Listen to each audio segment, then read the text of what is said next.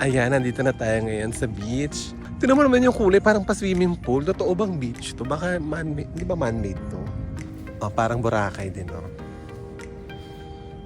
Pino rin siya eh. Oh. Ay, nagkaukaw si Sir. Oh, tinikman pa. How does it taste?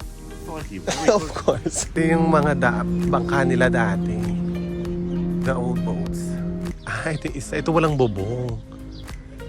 Ganyan lang siya.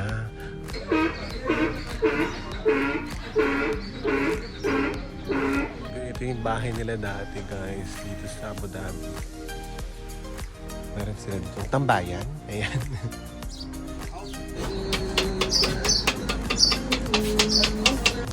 Ito yung pang-hobby nila. Ang galing, no? Tapos nagiging ganito sila. Ang galing, ano? Huh?